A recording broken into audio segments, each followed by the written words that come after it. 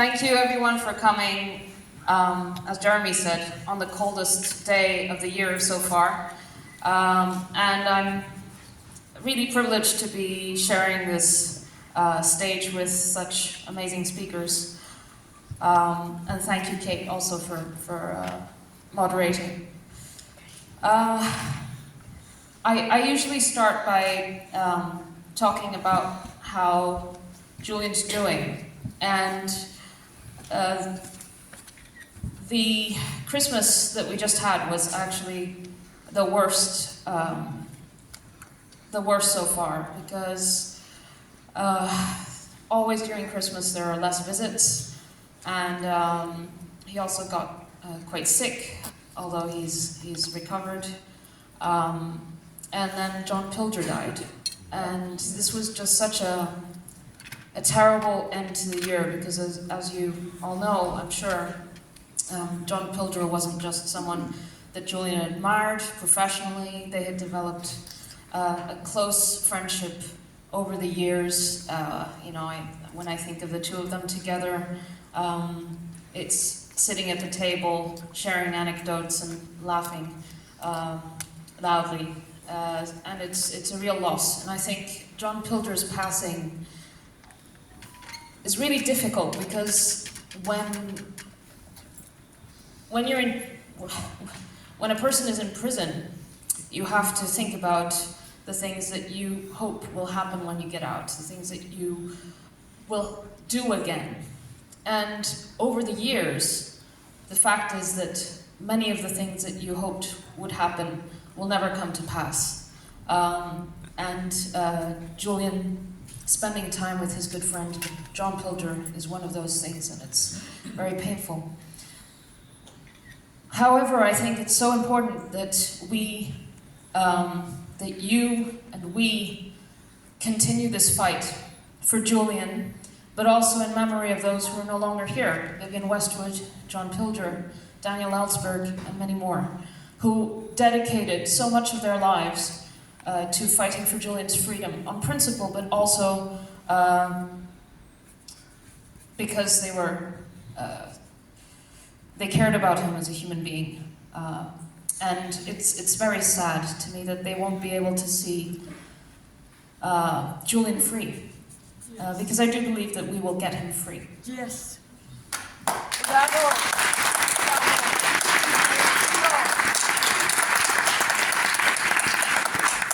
So John Pilger's passing really got me thinking about the passage of time, obviously, as I just said, and also about how, when I have interviews and so on, I say, well, this was back in 2013 or something, and a lot of these events I have in my head as if they were just yesterday, but when you think about it, it's 11 years ago already, 2013. And Julian was just 39 when WikiLeaks published the Chelsea Manning revelations. It was 2010, and he was 39. And then he was 41 when he got political asylum in the Embassy of Ecuador.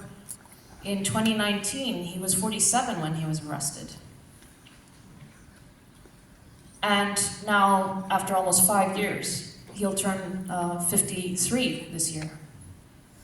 That is a long time, from 39 to 53, without being a free man, and increasingly having your liberty restricted more and more to such a degree that now he's in a single cell for 21, 22, 23 hours a day, depending on the day, alone, and isolated from the world. And our eldest child, Gabriel, he was 2 when Julian was imprisoned, and he's going to turn 7. That's a long time. And this, when Julian isn't even charged in this country, when what he's actually accused of is completely ludicrous and antithetical to a real democratic, open democratic system. It's not newsworthy, though, is it? What's being done to Julian is by design. It is there to intimidate regular citizens, but also to intimidate journalists, people who are in the profession. And I think it's really it's there to give an example of authoritarian abuse to the world.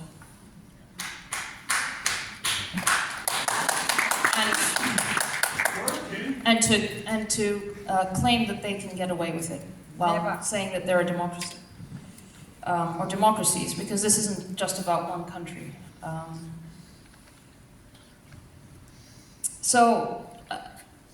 Many of you already know what Julian's accused of. He's accused of telling the truth, of practicing journalism.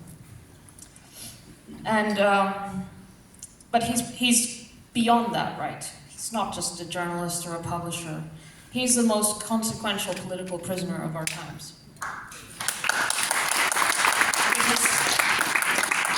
Because he reveals the incoherence, the contradictions of liberal democracies.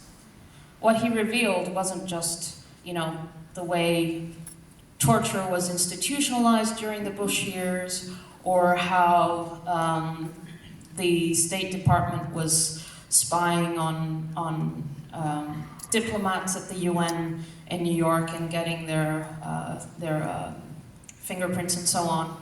It wasn't just that. It was also about how European countries like Sweden were